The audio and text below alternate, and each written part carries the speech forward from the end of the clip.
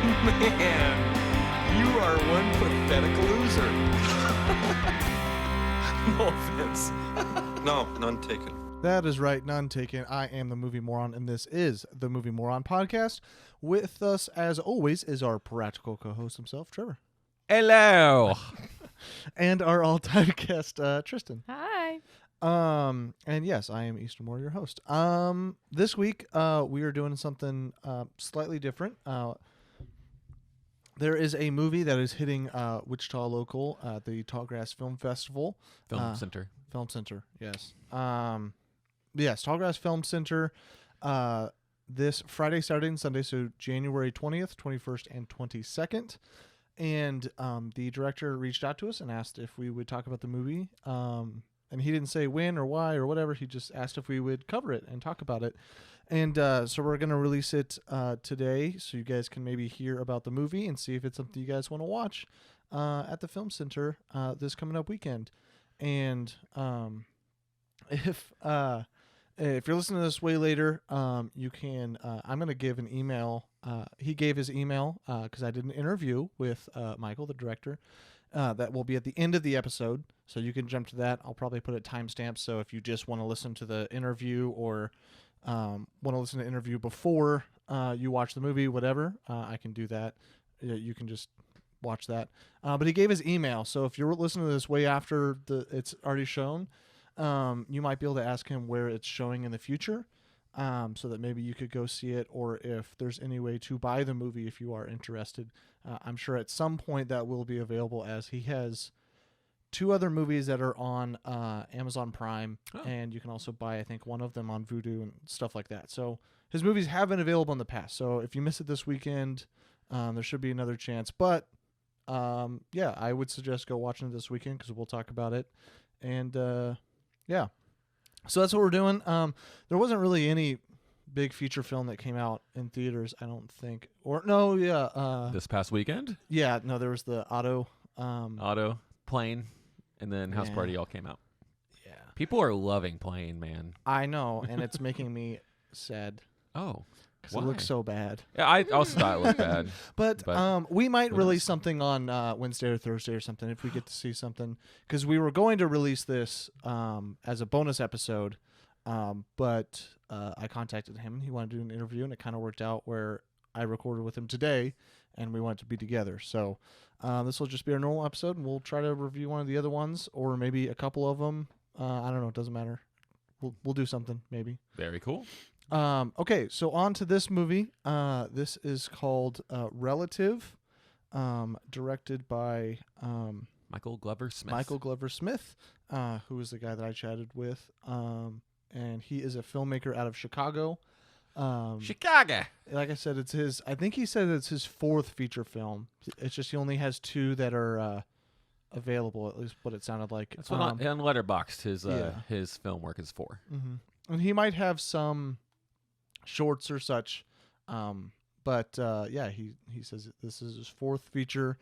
That's getting a decent amount of work around the U.S. And so yeah, he's excited to show everyone his new movie. So we'll just we're not gonna hold back any punches just because we got asked to do this.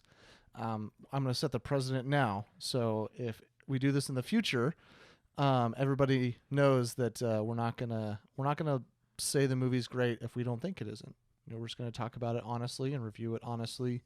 Yeah, well, there's no reason to sugarcoat anything just because we talked to the guy. Although, yeah. So yeah, let's just what. Oh, along with that, I do have kind of a general rule of thumb that I personally follow. If I have a connection to the director, not that I personally have one to this one, but you've interviewed him and he reached out to us. I don't typically rate movies if I know the director in some way. But I'm not gonna, like you said, I'm not gonna pull any punches. I'm not gonna sugarcoat it. But I probably won't give a star rating at the end. That's okay. Cool. Yeah, no, that's totally fine. That's and before we dive into it, can we chat about the Film Center a little bit? Have you been there, Tristan? I don't think so. Oh no, you went for yes. Tallgrass Film Festival. Yes. Yeah. The center was available for some movies. I don't think I did. So you had one and missed it? to. Okay. Gotcha. and I didn't. Okay. I was just gonna. It's a cool little place. Yeah, here in I talked Wichita. about it in the interview a little bit, but Oh, yes, good. it's a little movie theater that's got, I don't know, 35, 40 reclining chairs. Mhm. And it's got a little snack bar that you can get some beers, some drinks, They have or some really merch just there beers too, and some yeah. like popcorn, gourmet popcorn. It's not like popped popcorn; it's bagged popcorn, but I still enjoyed it. Yeah. I had some, I think, bourbon popcorn. I think when I Oh, went. that's cool. It was like caramel bourbon popcorn. So it's like Ooh. gourmet. Yeah, yeah. So it's like gourmet Yeah, you popcorn. did. It's in a bag, but it's gourmet. It's not local, but it's a small owned company that makes it Yeah. and stuff. So they have just fun little things you can snack on, and then I usually get a beer or two Yeah. because they have some local walnut.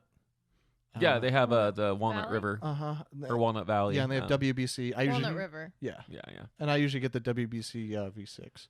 Yeah. But yeah, they just have some local beers. It's nice. It's a very cool atmosphere. Yeah, it doesn't. I mean, obviously, no, you're not going to be getting a Dolby experience, but you're Right. getting to watch. It's really Very intimate, and yes. that's what's cool about it. Yes, it is very. Yeah, you talk to people beforehand Mhm. because everyone's usually a little chatty as you're getting tickets or whatever, and then I can't remember if they show previews. Sometimes I know their last like season in 2022, they before every feature they showed a short from a local filmmaker. Oh, That's cool. Yeah, so like I did not catch that because I watched Memoria Mhm. and I don't know if they had one Pleasure. for Memoria or Pleasure. I don't know if they Yeah. had, but so I that's what I've know done. there was one time I did, and What? I talked to Mel, our friend Yeah. Mel, and she said that was kind of a thing, like a 20-week thing they were doing or something Gotcha, like that. gotcha, So, gotcha. and I think they have some other previewy stuff that Yeah. they might play before. Yeah, but. do not feel intimidated to go. Right. Everyone is super nice. Mhm. And you're supporting a local. I mean, this is Tallgrass is something that's been around for the last 20 years. Mhm. And they made this center to just be able to show movies year round that people usually don't get to watch and Yeah. people don't get to show. Like sometimes they're showing movies that will hit theaters. Like they showed Marcel the Shell with Shoes On, and they Mhm. showed some other stuff. But they show a lot of stuff like this, where it's hitting film festivals and it's hitting small theaters throughout the nation, and they get Yeah. to show stuff that people like.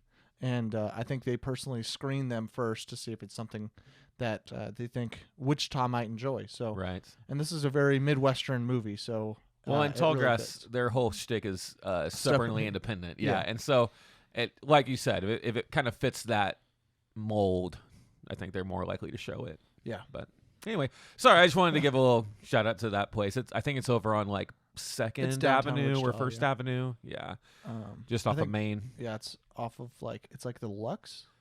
It's the Lux. Yeah. Yeah, that's the building. Yeah. But it's on the first floor. Yes. Yep.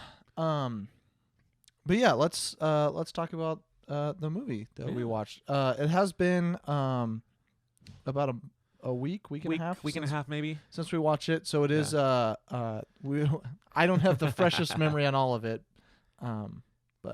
But yeah, what were your general thoughts, Trevor? This sorry, this manages to capture a family dynamic that I think can be relatively hard to capture in a movie. Every person seems to fit a mold without it being a stereotype, if that makes sense.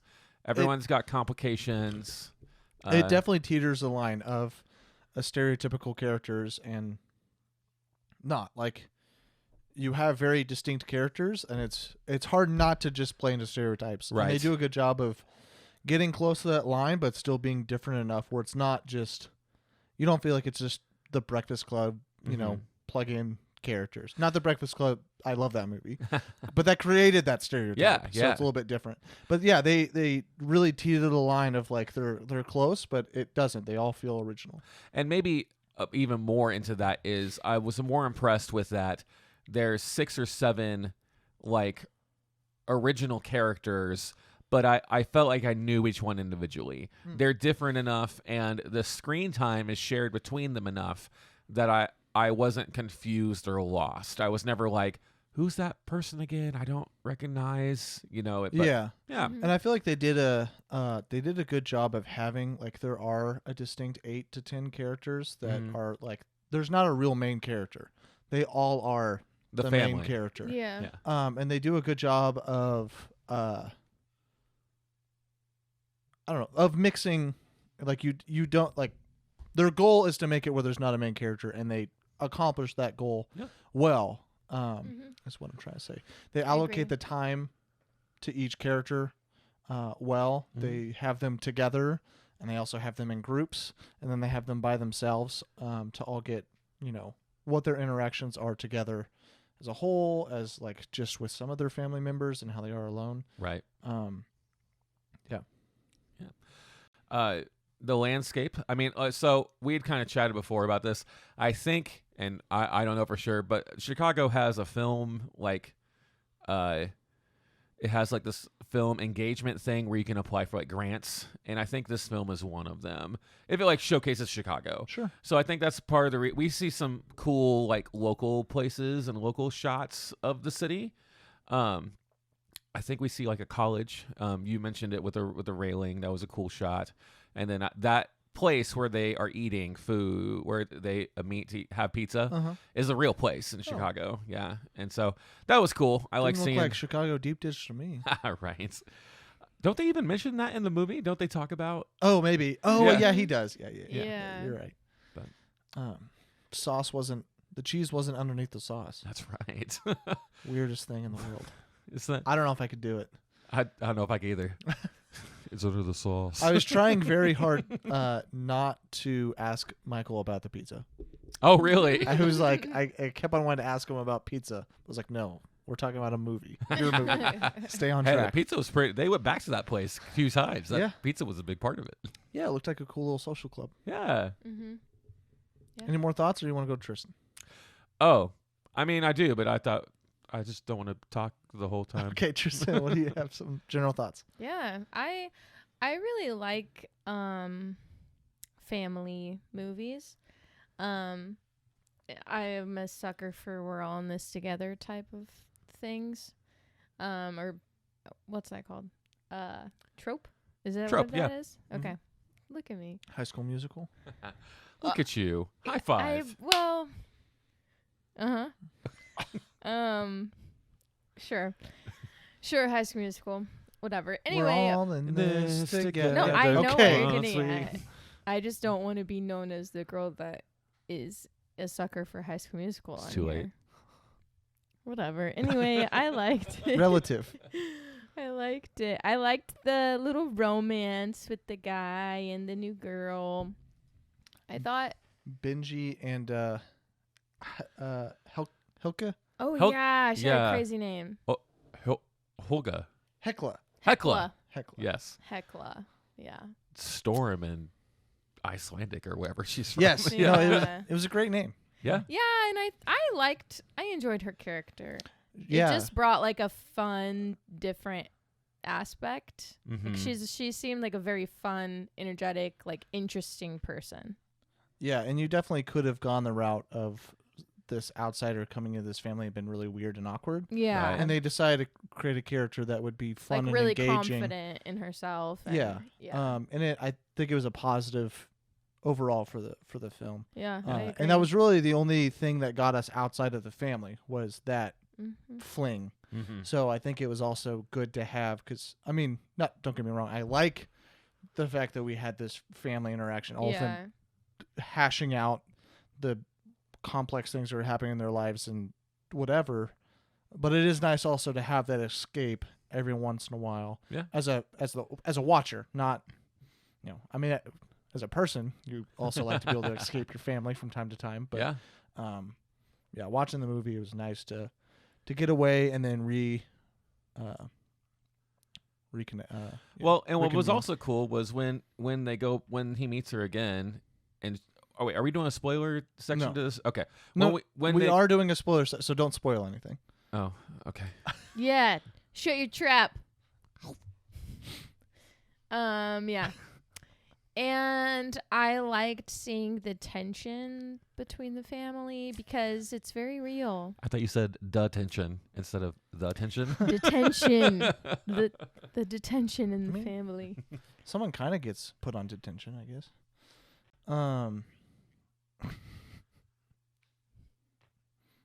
We have no idea He's what you're thinking talking I have no about. idea. There's a character that just gets in trouble by the parents. Gets like grounded. No? Okay. What? I He don't- does? I don't remember that at all. Okay, I was We'll just making learn a joke, but later.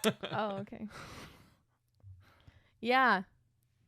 Because I think it's important for families to come together, but also that can be very difficult when you have different ideas of life and different ways of thinking, and it can be hard to come together with your family, but you have to power through, everyone.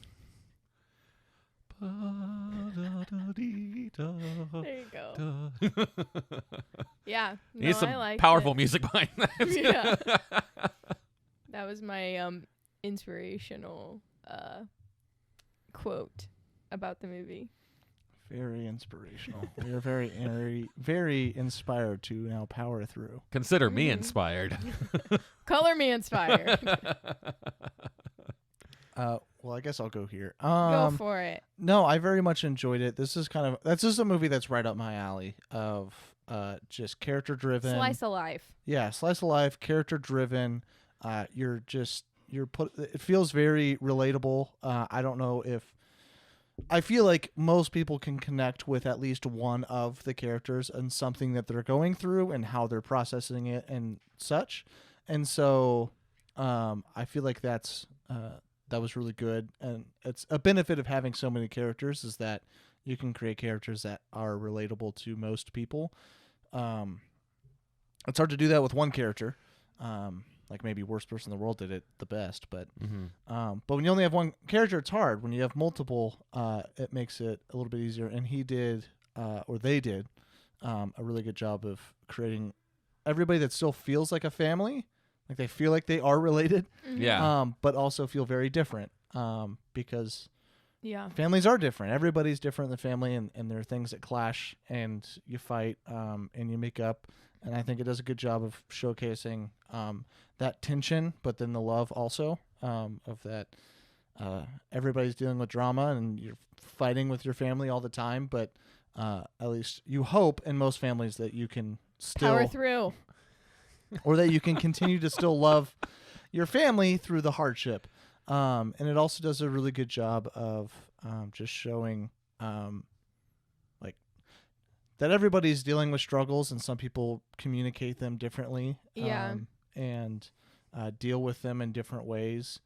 And yeah, I think that it did that really well. And all in all, the cute, fun story of this movie is Benji and Hecla, and the rest of it is more of just a,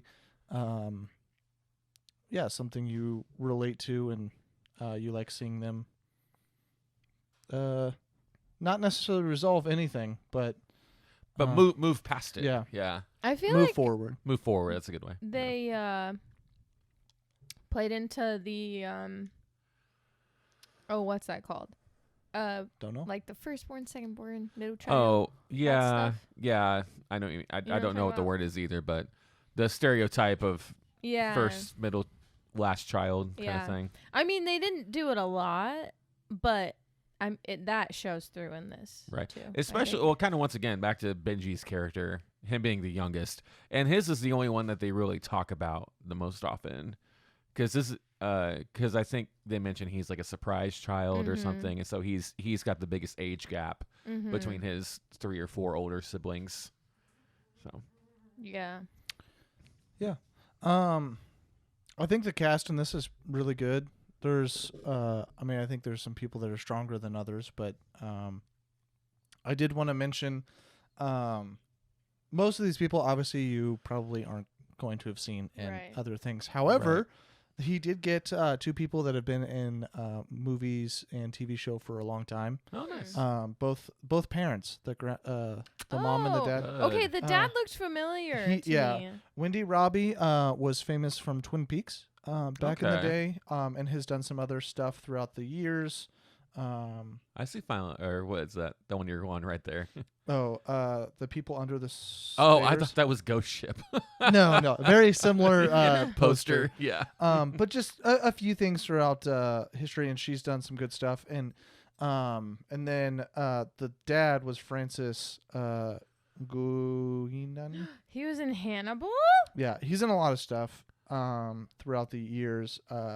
More of yeah, but I guess That's cool. Yeah, Couple like legacy actor kind of things. yeah, and apparently huge Chicago actors. Nice. A lot of people in the Mm. Chicago area are very fond of these people, so he was very excited to be able to actually land two Chicago famous actors Oh, good. and Yeah, that's cool. have them kind of lead, kind of not lead the film. And I think it's also a testament to him because everybody else in this, except for I think the oldest sister, Mhm. is all pretty new to film. Mm. Nice. And so I think it's impressive that you got two people that you were excited to work with and like have a legacy and not have them overtake the film. Yeah. That would have been very easy to be like, oh, I got these two guys, or I got this guy and a girl. They're, we don't have to worry about. like I need Yeah. to make sure that they get more screen time than everybody else because they should be the better actors and actresses, and people are going to want to see them, especially in Chicago, where I'm going to be showing this film for most people. Yeah. I'm going to want like the movie should be focused through these two, and he does a good job of not letting that overtake the film. Because yeah, I think he said a lot of the other people were all very new, maybe a couple shorts and stuff like that Yeah. beforehand. Yeah, that's cool. But yeah, I just wanted to chat about that and Yeah. Nice. talk about it. And I think, yeah, Well, and I think that's the testament cast. to putting the story before your talent, or Yeah. putting the story before, before anything else, really. I mean, just writing what you want to write, and then having people fill those spaces rather than, oh, we're getting these two bigger name actors in here. We should get them in for this shot, and I want to make sure they have this special moment. But no, he just stuck to his story, and that was that. Yeah. That's really respectable, I yes, think. I agree. Okay, well, do you guys have anything more? I'm ready for spoilers. You said you were holding some stuff back, so you weren't talking for so long. Do you have other things? We kind of cover it. I thought I heard you say something like, it sounded to me like you insinuated we were just going to like go for it. I didn't realize there was going to be a spoiler section. So yes, I am ready for some spoilers. Gotcha. Yeah. Well, before we take our break and go into spoilers, we will do a Do We Recommend? So, Yeah, I think so. This is on the. I mean, there's always going to be I personally, I think there's always going to be a distinction between low budget and higher budget movies, and I think as far as quality goes, this is a very, very good quality for the budget it was, and for being like an indie film kind of thing. Yeah. Yeah, I do recommend it. Just because I'm the police, there is language in it, and mild drug usage. Is that how I would say that? yeah. I mean, it's weed, Yeah. but Still a drug. If Yeah. they were popping, I don't know, Tylenol all the time, I would say something. Popping Tylenol? Yeah. it's like the PG version of House. I'm just saying. Some people don't like that. Don't like. Okay. Popping Tylenol, Yeah. popping them little red pills. Whatever. Some people don't like weed on screen. I That's get what what you I'm mean. saying. Yes. No, I definitely recommend this, and I do agree. Yeah, no, there's always going to be some sort of difference between watching an indie and a not necessarily blockbuster, but A more funded production, maybe. higher budget, because you just have more people working on it, and you have just more money to spend. It Yeah. makes a difference.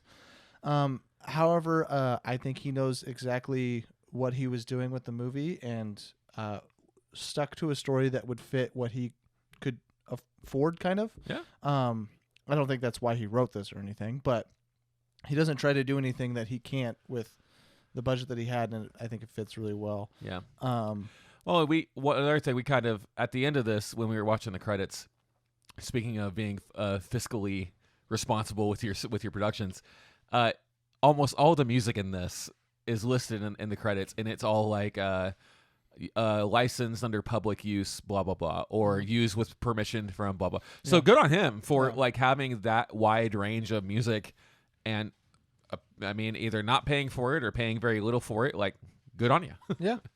Yeah, and I'm sure he used a lot of. I guess I don't know or not, but I would assume he used probably some Chicago artists and. Oh yeah. Yeah. But yeah, like I said, I did really enjoy it. It definitely is a family-oriented movie. There's not a whole lot of legitimate plot. It's more of just character-driven and getting to know these characters and processing with them. And yeah, and so, but I did very much enjoy it and do recommend it.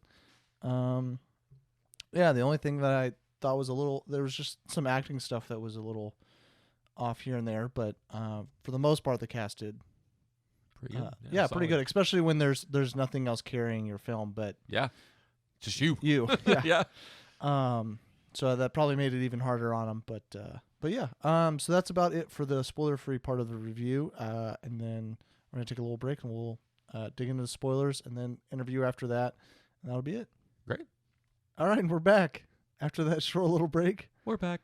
And yeah, we're just gonna do some spoiler. It probably won't be. There's not like necessarily a whole lot of plot to spoil, but yeah, we'll talk about this for a little bit more, and then get on out of here and let you guys listen to the director himself talk about the film instead of us that just merely watched it.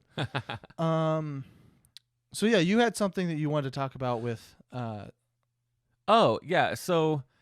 One thing in particular that made me really feel like we were in kind of the shoes of the family was we get to the scene when he ditches his own party to go see the lady, and all of us, like the three of us watching it, we're like, what is he doing?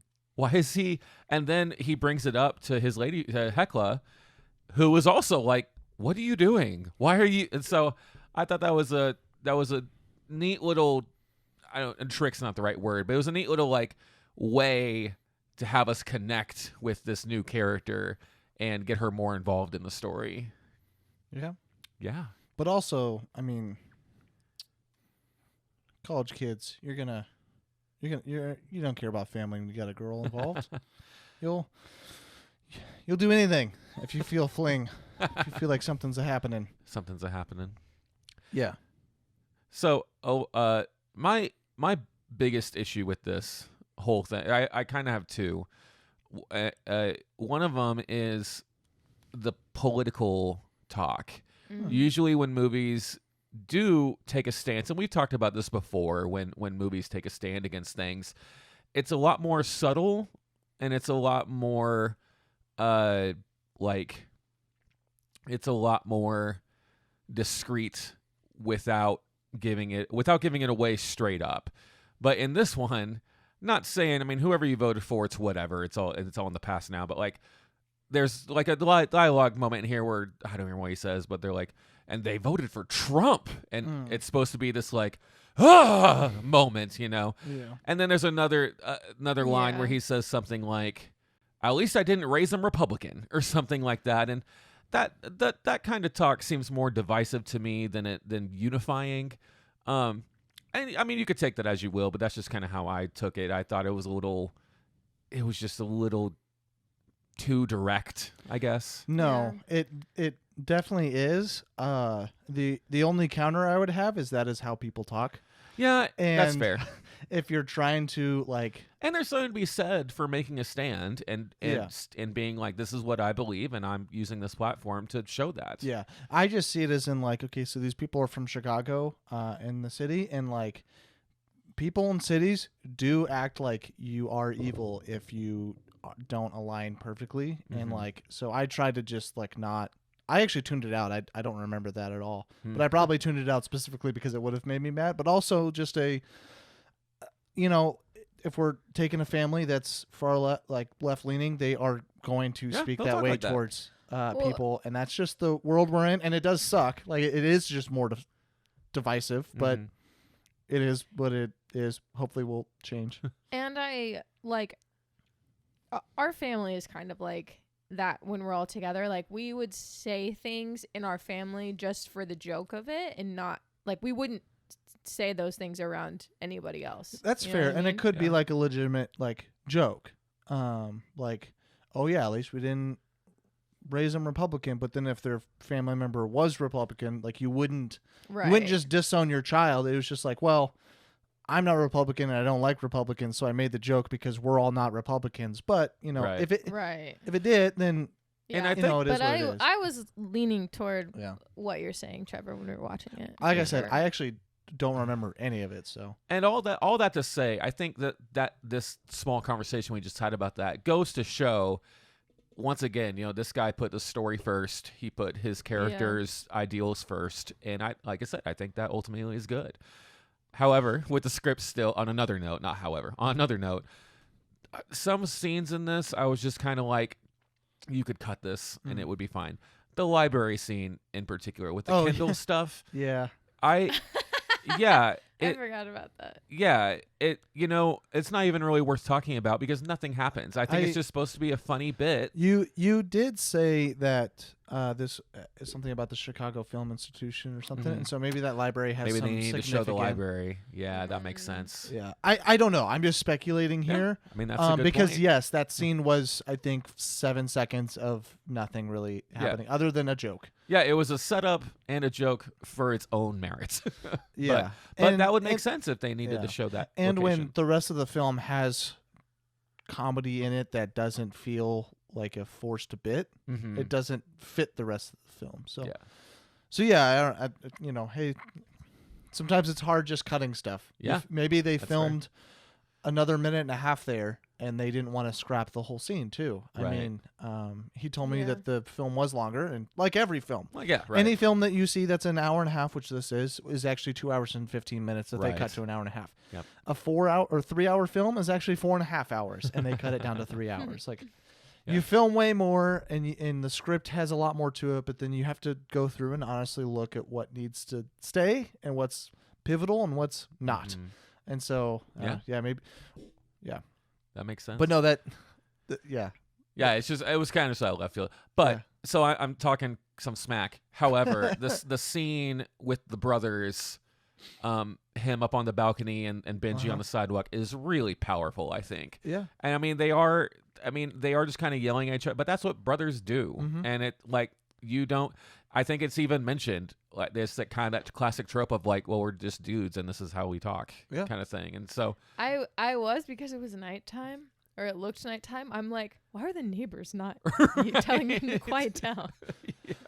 But I don't know. They only talked for like 2 minutes, though. yeah, it wasn't It- super long, but Well, yeah, but like when you watch a movie for the first time, everything feels longer that's than fair. what it Yeah. is. And usually in movies, when you have somebody scream for 2 seconds, the neighbors are already coming out. Right. yeah. So maybe it was more realistic Yeah. in this sense. Because if you just But heard if we heard our neighbors yelling, we would for- just be like, what the heck is happening? And like, if it was happening for like 15 minutes, Yeah, that's then maybe different. we would walk out. Or if it sounded like it was aggressive yelling, then we would Yeah. call the Yeah. police or something. Yeah. But I also my last kind of thing is sure.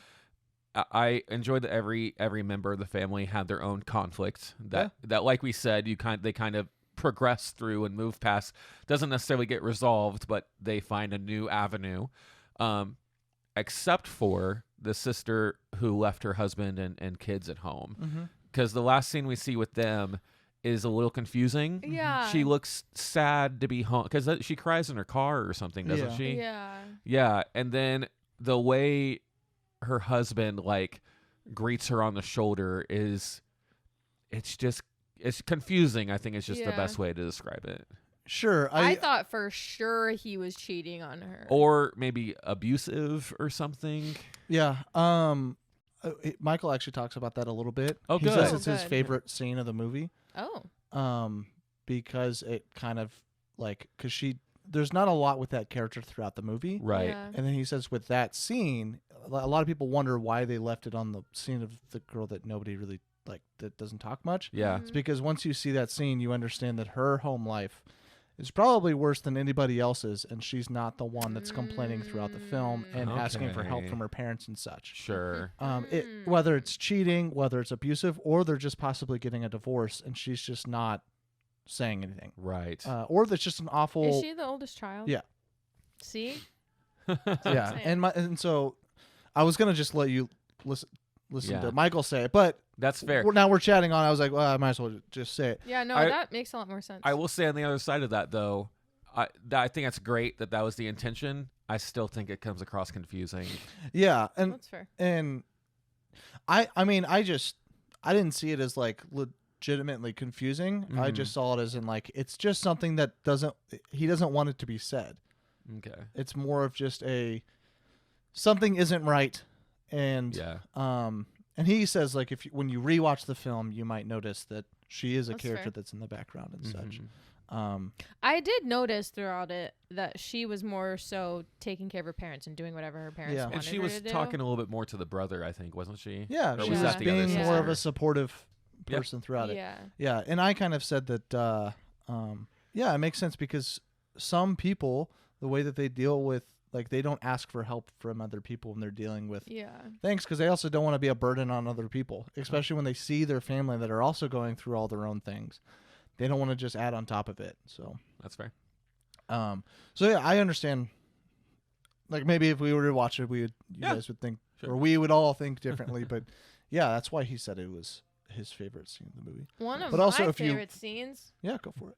What were you gonna say? I was gonna say also if you film it and you like write it and have all the intentions throughout it, you know the it whole makes more piece sense of it. to you. Yeah. Yeah, and maybe that's why it's more powerful for him because he wrote this character Yeah. throughout, and then he's seeing it come to fruition. Especially if he's like based it on somebody. Yeah. But it didn't sound like many things were based off of personal relatives, but I mean, they That did a could- good job if it wasn't. Yeah. yeah, for sure.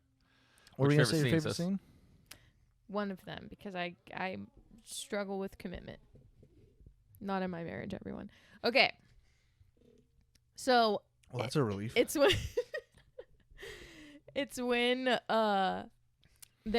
everybody is together in the living room or something. They're all in this together. We're all in this I'm gonna together. scream Maybe that'll be my intro. The intro. when you introduce me. Yeah. Okay, so when the camera's going to, like, everybody's talking. I think the aunt and uncle are there too. Everyone's talking in like groups of 2 or 3, Mhm. and the camera goes and you hear every conversation, and Mm. it goes around twice, so you like keep up on everyone's Yeah. conversation. That was a cool shot. I loved it. Yeah. I loved it because that really happens. Yeah. Like when a bunch of family gets together, you kind of gravitate toward, A certain someone. you know, people, and then they're all in like pretty in-depth conversations. I mean, I don't like, none of them were about the weather or something like that, but I don't know. I really liked it. That's all I talk about with family. The weather. Yeah, Yeah. I know. Just kidding. No, I talk about football And movies. and movies. Tell them to watch stuff and they never do. Tell them That's to listen Adam- to this Adam Will. Story of podcast your life. and then they don't. But no, Mom Adam. does. Yeah. The only family member that does. You go, Mom. Yay. Um, Gold star. You might be careful using that language. Gold star? I'll explain later. Yeah, Adam does watch the stuff I recommend to him. Yeah. That's what I was. He Trying to- listens to us sometimes. No, he does. Yeah, that's right. He does listen. Yeah. Whenever he watches a movie that we Yeah. review. Anyways, did you guys relate to this whole family drama stuff every time you go home to your parents? No. I feel like maybe Yes. well no, I mean, just because we Tristan and I specifically had different, I mean, our like teenage into young adult years were just different. Oh yeah. Yeah. She was at home and I was not, and I do remember, like, not anything like major, but I would come home and you just take a minute to get caught back up on what everybody's doing, and you're still not quite to like the maturity level of kind of letting yourself get put aside and or not. That's a weird way to say it. Putting your pettiness aside or petty differences aside. And so you kind of just retrograde and fall back into what you were like when you were children, and then you're gone again. Yeah. And so, that's what I mean. Yeah. And like I said, it was never anything major, but I on a small scale, this was a little relatable. I don't think if this is relatable, that's a bad thing on No, your not family at all. or anybody. No. Okay. No, I didn't. I didn't. Okay. No, I didn't think Because so. I relate to it quite a bit, not necessarily with like my mom or dad family, but like extended family. Anytime we used to get together back when they actually liked each other enough to at least see each other. Mhm. But I mean that kind of shows more like Yeah. at the early stages of just everybody talking about all the things that they're bickering about. Everybody talking like there was. My extended family's crazy. There's always somebody talking about, somebody else is going through a divorce in the family. There's somebody going through drug issues or blah, blah, blah. And like, there's always like, it was always just drama filled. And there were always cousin that was mad at certain cousin and uncle that was mad at other aunt and never wanted to talk and they were awkward. And like all of that felt very real, which is good. Do you want to talk about it? I just did. Okay. Now I don't talk to any of them, so it's good. Yes, you do. Not many of them. That's okay. Yeah, I've got like 25 extended family, and I think I talked to 3 or 4. I forget that you have so many. Yeah. Yeah. Okay. Not necessarily by my. Anyways, yeah. Yeah. Keep going. I was just gonna say the only part that I felt like relatable to, I guess, was now knowing Hekla? what you said. Hekla? I just thought she was fun. I didn't really think I was like her. How I picked you up? Like Benji picked at a bar, Yes. getting drunk, No. eating some pizza? We did was- go to old Chicago. Actually, the oldest daughter, Mm, because she like wants to please her parents and gotcha. hangs out with them and So what you're saying is we I'm a- need every one of these people to take an Enneagram test to see. yes, Jeez. yes, I need to relate. You need to see which ones are. Yeah. No. And that was really the only part of it, is just because I want to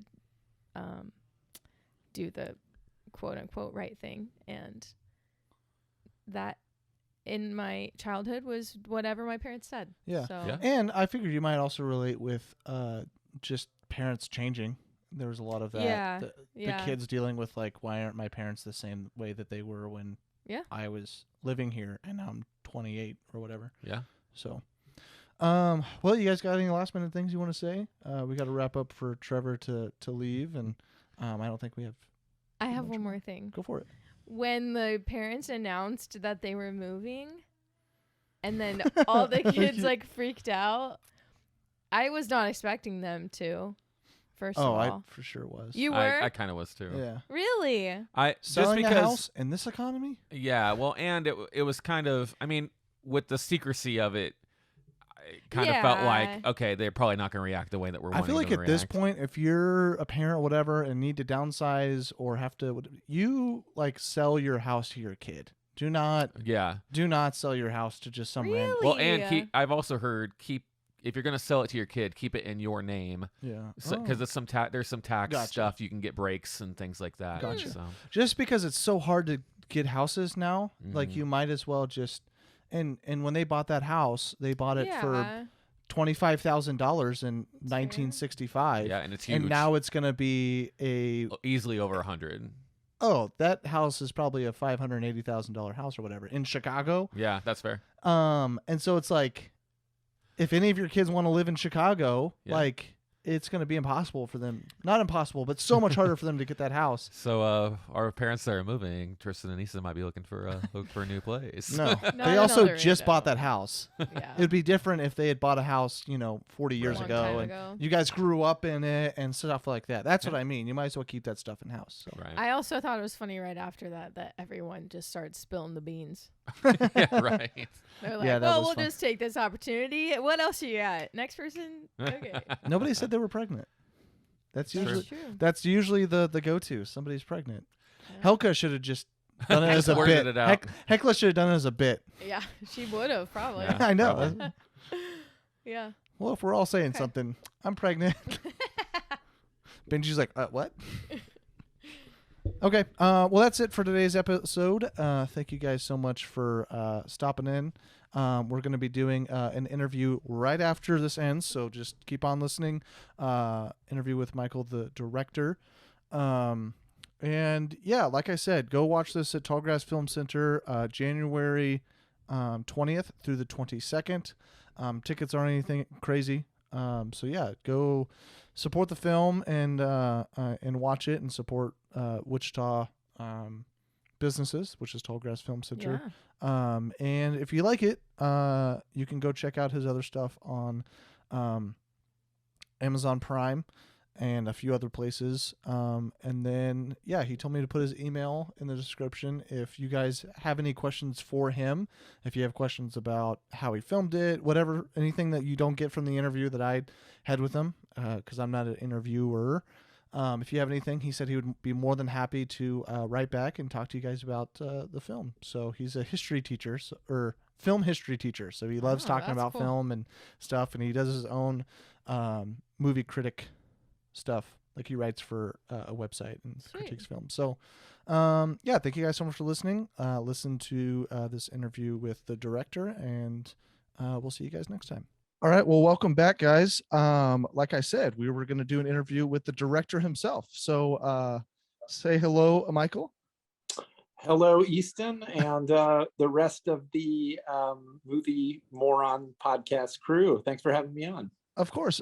Yeah, you're more than welcome to call all of our fans the morons. That's what I call them. So I assume they take it all as a joke like I do. So yeah, we just got done reviewing your film, and you have no idea if we said that we liked it or not. So he's in the dark here.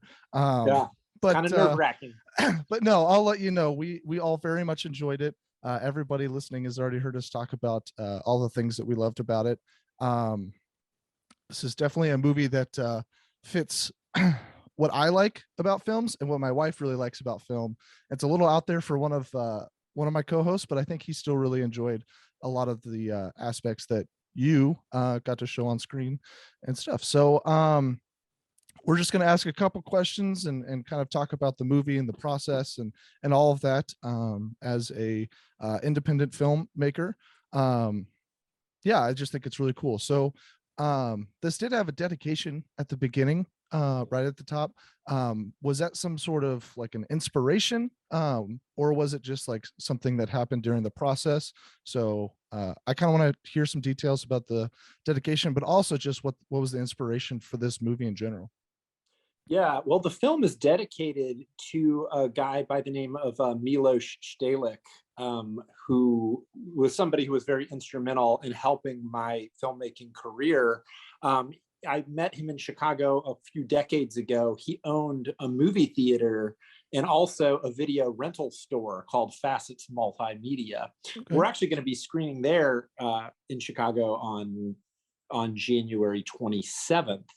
And I'll be there doing a Q&A. But awesome. Anyway, he died a couple of years ago. And shortly before he passed away, he had me on his radio show and interviewed me about my then current film, which was called Rendezvous in Chicago. And after the video interview was over, I didn't realize at the time he was dying of lung cancer, but he told me that my previous film, Mercury in Retrograde, was my worst film. Oh. And that he thought that I had overreached when I made that movie. And I was kind of astonished that he was that blunt, because Mercury in Retrograde is the film out of the 4 features I've made. That's the one that everyone seems to like the most. Huh. So I really appreciated his honesty, but his advice to me was basically like, you overreached, you were too ambitious. Gotcha. You were trying to bite off more than you could chew. He said, your other films are smaller, but they're more successful in what they're doing. And then he said something that I'll never forget. He said that the trick for you going forward is to expand on your ambitions, but to do it in a gradual way. So that was the second to last conversation I had with him. And that advice was in my mind the entire time I was making Relative. Gotcha. And so I just thought it would be fitting to dedicate it. Yeah. Awesome. And do you think that advice helped you out like a bunch for this film to not overreach or try to do Oh, too yeah. much? And Oh, absolutely. okay. I mean, this is a micro budget independent film. We Mhm. shot the whole thing in 11 days. Oh wow. So that's Impressive. very, Yes. that's very fast. Yeah, people are always surprised when they hear that. And but the original script was more ambitious, and there were things that I cut out, at the screenwriting stage, because I knew it was going to make my life hell. Like, for instance, this is a movie about a college graduation party. Uh-huh. In the original script, Benji graduated. We saw him at the ceremony walking across the stage and, collecting his diploma. And then you see his family in the audience, cheering. And then I thought, it's going to take us a whole day to do that. And, but the other thing is, I also cut it because that's really not what the movie's about anyway. I mean, the graduation party is the excuse for the family to come together. And what the film is really about is a family reunion and the kind of, complex dynamics that exist, between all the members of the family. Yeah.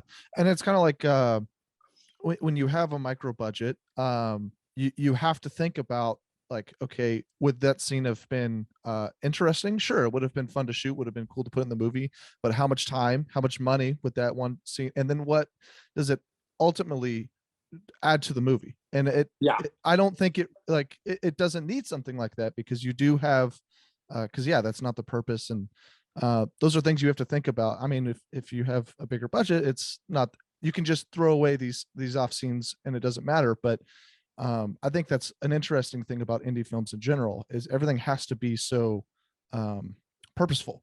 There isn't time to waste because you don't have that money to waste. There is no, there's no fuller, not fuller. There's no fuller minutes. You've got to get to the point, and and the emotion and time that you spend is purposeful, and that's what's interesting. Because I think I was trying to find the runtime, and I don't have a number for it, but it was somewhere around the hour and a half range, or just under.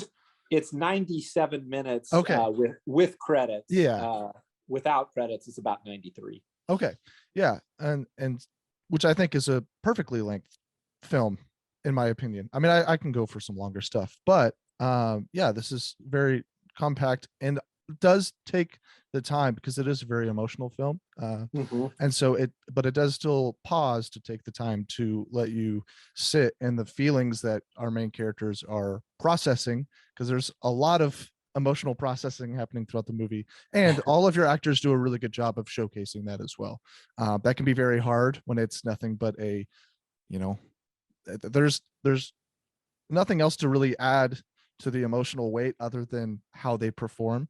I mean, you can add music and such, but at the end of the day, your actors have to show the emotion. And of course, your script has to have good enough dialogue to kind of communicate their feelings. And all of that did really well. Well, thank you for saying that. I think I should point out that the kind of movies that I make are very character-driven films. Gotcha. They're not plot-driven. So even though it's 97 minutes, you really need to feel like you're kind of hanging out with these characters. Yeah. And so some people who are used to watching more plot-driven films or more genre-oriented films, they find a film like mine to be a little slow. But then other people don't at all. It just depends on if you're on the wavelength of the movie. We need to spend time with these people in order for the, like you say, that the emotional scenes are really towards the end, and I really want that to feel earned. I'm kind of averse to sentimentality. Like I like to cry when I watch movies, but I want to feel like the filmmaker got me there in an honest way, not that they're trying to like shamelessly, manipulate me. So that's someone phrased that as emotional terrorism. And yes, no, I like it more when you have these kind of movies that it feels emotional because it feels real, instead of a manipulation of screen and audio and music to create a teardrop, instead it's these are this feels like an honest thing that would happen, and what people go through in real life, and that's what makes it emotional. I was going to add or ask, you have quite a few cast members in this. It's a pretty big, it's a pretty tight cast as it's only 10 people, but you see these 10 or 12 people a lot. How hard was it to get people to that emotion between, because you have so many people that are kind of the focus? Like, there isn't one main character. Of course, I think Benji and I'm very bad at character names, but Hecla, his girlfriend, his love interest. Yes. Yeah, Hecla. Yeah. I think they kind of seem like they're kind of the focus characters, but focus characters as in we're kind of watching them to see everyone. And so how hard was it to balance screen time between everybody? Well, that kind of balance really begins at the writing stage. Because you're right, Benji is kind of the center of the film because he's the person who's graduating. So the focus is kind of on him, but I wanted a large ensemble cast, and I wanted to give every character their moment to shine. A lot of people tell me they think that the parents are kind of the highlight of the film. And so, I wanted to create, at least 10 roles that would feel substantial. And then of course, in the editing phase, we did cut quite a bit out of the film. Oh yeah. So you kind of further refine that balance in the editing and make sure that everyone kind of has their moment. Yeah, it does feel balanced. And I don't, maybe I see Benji as the main character because he's more my age group than the parents. And so maybe if you have an older audience watching it, maybe they do find them as the main character. And that's one thing I do like about these styles of movies is you have so many different types of people, and so it's very easy to gravitate towards someone. You feel when it's written well, you feel like you can connect with someone, and it may not be a main character, but you still feel connected, and you understand, and you can relate to them personally, and it adds to the whole movie. Yeah, that was absolutely another goal. I wanted, among this large ensemble cast, I wanted there to be a lot of variety in terms of the kinds of personalities that you see. And so, no matter who you are, you could find someone in the cast to kind of relate to. And, I've had a lot of people tell me, oh, I'm ashamed to admit it, but I really relate to Rod. Or the parents or whatever, because the thing about this family reunion structure is it allowed us to explore a lot of different themes, and like, for instance, the parents, wanting to sell the house because they now have an empty nest. So they're thinking about downsizing. I mean, that's like a universal thing that a lot of parents go through, when their children leave home. They're like, we don't need all this space. So, and then, Rod with the opioid addiction and the PTSD and so on and so forth. It was kind of a way for me to kind of address a lot of things that I thought were interesting and that I hope other people will find interesting too. Yeah, I did have another question docked here that kind of relates on how long was this specific movie on your mind and forming in your head? Was it something that you just wanted to write and you just decided to write this, or was this something that you've had on your mind for the last 10 years and finally wrote? Well, that's an interesting question. I didn't have it on my mind until I finished the last film. I've actually made 4 feature films since 2015. Awesome. So I've been pretty prolific, and I don't tend to think too far ahead. Okay. But I will say this film did have a longer genesis than my earlier films because I wrote it in early 2019. I actually cast some actors in 2019, including the great Wendy Roby, who plays the mom. I'm a huge fan of hers from Twin Peaks and The People Under the Stairs, the great Wes Craven horror film. And I, met her for coffee in 2019, and we had a handshake agreement that she was going to play that part. And then a few months later, we had to cancel the shoot. We were going to originally shoot in May of 2020, and then COVID happened. So what we ended up doing, we ended up pushing the shoot back by 13 months. And during that long break, I ended up revising the script extensively. I already talked about cutting the graduation scene out. There were a lot of other scenes I cut out too, like the character of Yvonne, the younger sister. There were originally scenes with her in a mental hospital at the beginning of the film, before we see her at home with her wife. And again, it was kind of like, what do I really need to show? We don't need to see her in the hospital. We can just see her lying in bed with the bracelet on her wrist. Like, that's all we need. So in a weird way, it was kind of a blessing in disguise to have that extra time, because some of those scenes I might have shot and then cut out in the editing phase. But I think just having all that free time forced me to be really ruthless about revising. And the script went through 21 drafts. So I spent more time writing than I did any of the previous everything else. Yeah, especially if you only shoot 11 days. Exactly.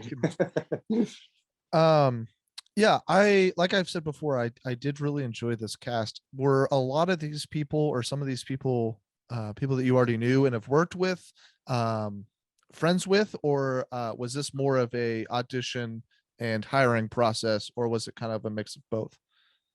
It was more of a traditional audition process. The only actor who I had worked with before was Claire Cooney, who plays Yvonne. She had acted in my previous film, and she also was the casting director for Relative. Oh, okay. So she basically was the one who, got all of the audition tapes from the actors and then kind of filtered them to me. Although there are a couple of exceptions, like the older sister, who is an actor named Emily Lape, who plays Norma. She is a friend of mine, and I had seen her in a movie that she directed called Mercy's Girl, which is a very good micro-budget feature that she wrote, directed, and starred in. And I really wanted to work with her ever since I saw that film. Yeah. And then the actress who plays Hecla, who a lot of people think gives kind of a scene-stealing performance. I actually saw her in a micro-budget film called Bleed American, which played at a festival in Alabama, in Florence, Alabama. And I met her there because I was there with my film and she was there with that one. And we just started talking after her film screened. And I didn't realize she actually lives in Chicago. So I said, oh, we have to work together. And so I wrote the part of Hecla for her. But everybody else, it was pretty much a traditional audition, except for Wendy Roby. I just straight up offered her the part. Yeah. And also the actor who plays the dad, I don't know if you've seen him in anything, Francis Guinan. He's very well known in Chicago, in the world of theater, film, and television. So I also just offered him the part. Gotcha. Yeah, I had briefly seen, I think, Wendy and Francis in things, but didn't necessarily recognize them by face. I just knew that they looked really familiar. Yeah, they're character actors, but in Chicago they're legends. So like all of the younger actors were just really psyched to be working with them. And then I always say Francis and Wendy are legends, and the younger cast members are future legends, because like Cameron Scott Roberts, who plays Benji, he was on the last 2 seasons of The Walking Dead. But I cast him before he's on it. Yeah, and I was kind of worried I wasn't going to be able to use him because he did like one episode of the penultimate season of The Walking Dead, and he played some kind of security guard in like the zombie apocalypse, and then he was in the entire last season, and we kind of shot Relative in between those 2 seasons. So well, I'm glad it worked out. It's pretty stressful to possibly lose one of your main actors to The Walking Dead. Yeah, well, that his agent kind of told me, look, he's kind of on call. He may not be able to do it. It wasn't until we were less than a month away that I got the final, thumbs up that he was going to be free. So Yeah, we were lucky. And I don't blame him. Go make that money. Go steal that AMC money. Exactly. One of my co-host Trevor was very interested on I guess this is your fourth film, so maybe it's you've kind of gotten it down, but if this is your own crew of the people that helped you shoot this, or production team that you kind of rented and paid for, and then like how you got the house, if it's maybe somebody or if you just found a house and rented it out for the 11-day shoot, and all that stuff. So the technical of the shooting and all of that. Those are great questions. Some of the crew members are people I had worked with before, but I think the most important collaborator on this film in terms of the crew was my cinematographer, Olivia Aquilina. And I had not worked with her before. She was only 25 years old when she shot this, and this was her first feature. But she is very accomplished. She's shot a lot of short films and a lot of commercials. Just kind of like, she graduated from Columbia College in Chicago and just immediately started working, in the industry. And in fact, I hired her while she was living in Chicago. Then she moved to LA so she could get more work. Yeah. But then she, fortunately, was able to come back. She was able to fly back to shoot it. But before she came to Chicago, she took a job in Paris. She shot a Nike commercial starring Serena Williams. And, that was like literally what the last thing she shot before she came to Chicago. So she's really blowing up, and hopefully I'll be able to afford her next time, who knows? And then in terms of the house, again, we really lucked out because I didn't know where we were going to film it when I wrote the script. I do live in the neighborhood where we shot the film, which is on the far north side of Chicago. The neighborhood is called Rogers Park.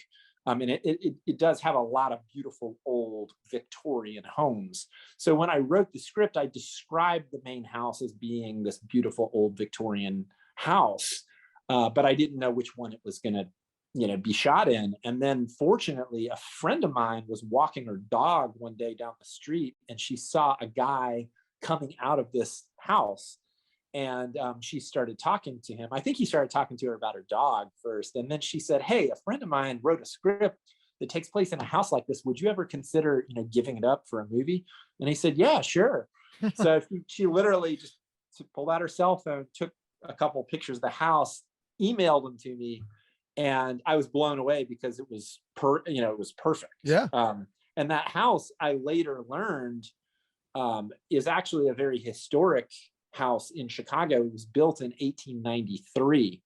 So, and the guy who built it is the guy who provided the electricity for the World's Fair in Chicago, because he was the only electrician in the whole state of Illinois at the time. So, so the house has a really long and interesting history, and the people who currently own it have done an immaculate job of restoring it, maintaining it.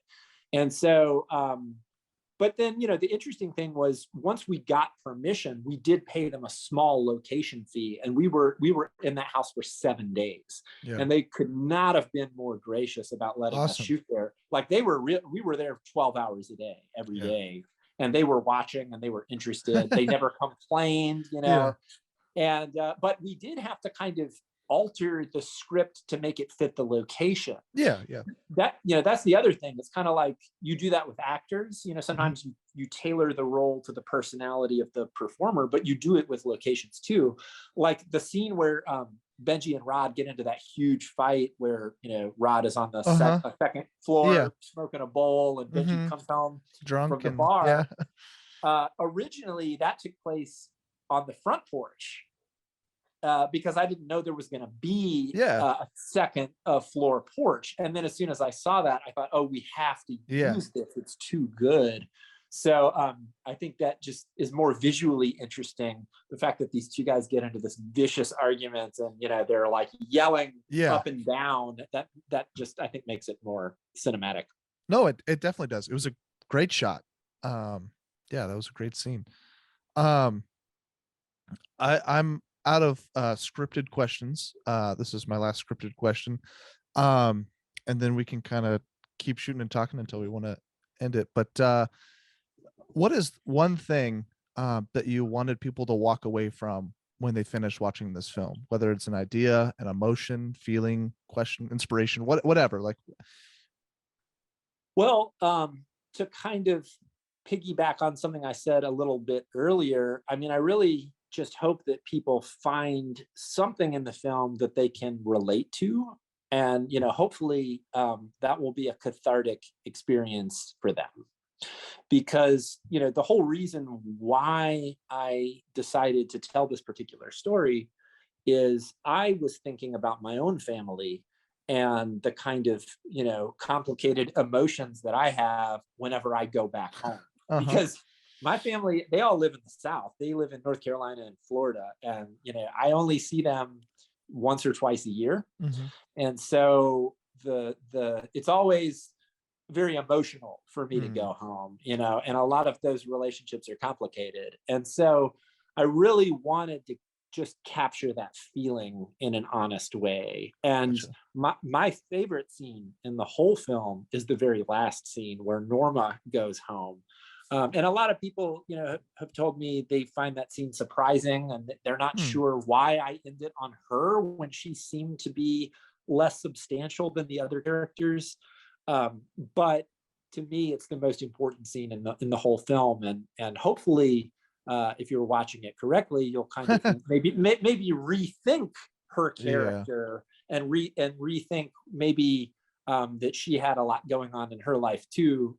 Throughout the entire film, she just never really vocalized it, because that's the way a lot of people are. You know, a lot of people they aren't they don't seem to have a lot of external drama going on in their lives, but you know, there's something going on under the surface. They're suppressing it for their family and just kind of biting the bullet. And, you know, when they around everyone else that's having drama, they try not to add to it. And they understand their life is hectic and going nuts, but there's no reason to just add that burden on other people that you feel like are already burdened enough. Yeah, no, that's extremely relatable. Yeah.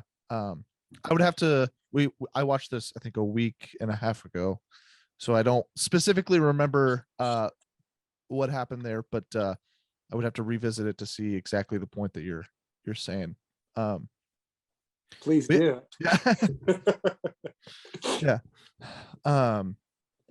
Well, is there anything else you want to kind of let the audience know about your film, about you? You can talk about maybe the other projects you did and like maybe where those can be seen, or if, I don't know if maybe they're still on a film circuit, but if they can possibly see some of your older work, and then where they can see this one in the future. Yeah, absolutely. My previous two films, Rendezvous in Chicago and Mercury in Retrograde, are available to stream on Amazon Prime. Perfect. They're also available on Freevee, which is the IMDb streaming service with commercials. And then also Rendezvous is on Tubi. It's on Tubi and Vudu. So so they're available to stream for free. I will say, you know, what's been really gratifying about Relative, this film has gotten the widest theatrical release of any of my films. So that's been really encouraging. And I'm working with a production company called Chicago Film Project, who are helping me to distribute it. And that's why we're playing, you know, the Tallgrass Film Center. We've played in a lot of different states in independent theaters, like in Portland, Oregon. We played at the Clinton Street Theater. We played in LA at the American Cinematheque, which was a dream come true. And we have a whole bunch more screenings coming up in places like Santa Fe, New Mexico, and Asbury Park, New Jersey. So it's really gratifying that, you know, theaters are willing to book a micro-budget independent film. And I really appreciate, you know, the fact that people are, you know, willing to take a chance on a low budget film like mine And I also really appreciate the fact that people like you are willing to have me on your podcast. Yeah. Because I write film criticism too in Chicago. I write Okay. for a website. I write for a website called Cinephile Chicago, and I teach film history. So I love independent films. And, you know, even before I ever made one, I was really interested in small, you know, small movies, micro budget movies, because that's the purest form of filmmaking there is. Even though I don't have all the money in the world to do what I want, no one is telling me what to do. So when you watch a movie like Relative, I mean, this was exactly what I wanted to do. Awesome. And so, yeah, just I appreciate the support. And I'm not sadly able to come to Tallgrass this time because I'm actually in Minneapolis. Yeah. We booked that screening first, so I have to be there. But hopefully, you know, the Tallgrass Film Center will see fit to program the next film, and I will definitely come there and hang out with you guys. Yeah. Well, your film being booked at too many places is a good problem. Yeah. and I hope it's been fun going out to all these new cities and showing your film and getting to talk to the people that see it. So it's the best thing in the world. You know, I always say, like, I think a lot of filmmakers are frustrated musicians, and that's certainly the case with me, you know, like, but taking a movie, you know, on tour is the closest you get to that feeling of being a live musician and getting feedback from audiences. So, you know what? Why don't you give my email address to your listeners, and therefore, you know, anyone who watches it at Tallgrass can shoot me an email if they have any feedback, you know, positive or negative. I would love to hear that. So my personal email is Mikey G. Smith. That's MikeyGSmith@gmail.com. Yeah. And I can also put that in the description so people can just click on that on the episode. So, yeah, I'm kind of brand new to this whole indie film world. And that's why I love talking to the filmmakers. I went to my first festival, I think last year, and broadened my horizon to a whole new sect of movies.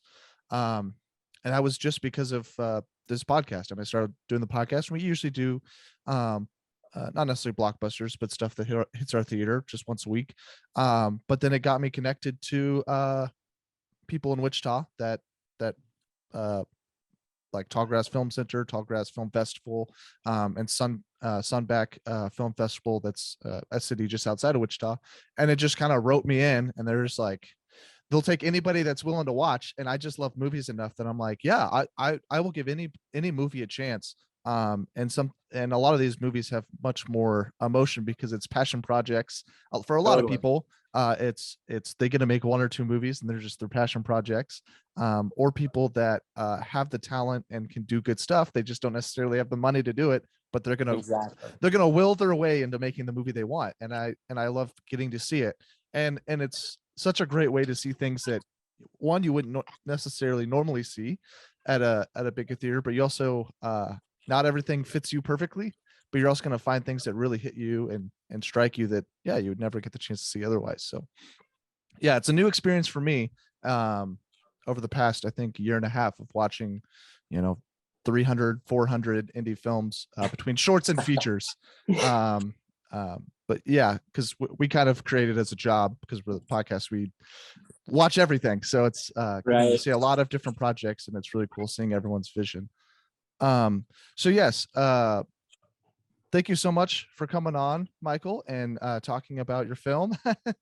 And please go watch his movie at Tallgrass Film Festival. I will put a link to that website in our description as well. That is showing, I think, January 21st and 22nd, if I'm correct. Actually, it's 3 days. It's the 20th, awesome. The 21st, and the 22nd. So perfect. Friday. So yeah, Friday, Saturday, Sunday, this weekend, January 20th, 21st, and 22nd. You can go watch it. They have a decent amount of seats, and you can just buy your tickets online. I've been there multiple times and have loved my experience every time. They have nice recliner seats, and you can get yourself a nice IPA or wheat or red if you like I do. So yeah, go watch this film, and yeah, support him, and you can go watch all of his other stuff if you end up liking Relative. So Yeah, that's it for today's episode. Thank you guys so much for listening. And again, thank you, Michael, for coming on and talking to us about your movie. Thanks for having me. Of course. Hey, moron! You talking to me? You talking to me?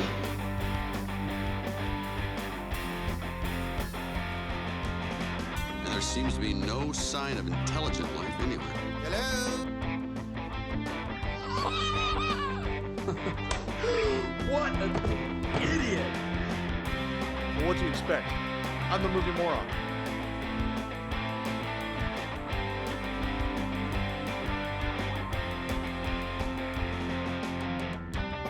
What you just said is one of the most insanely idiotic things I have ever heard.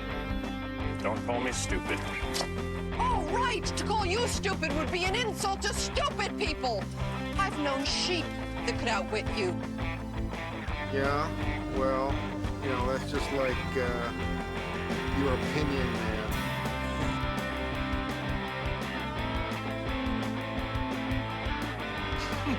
Man, you are one pathetic loser. No offense. No, none taken.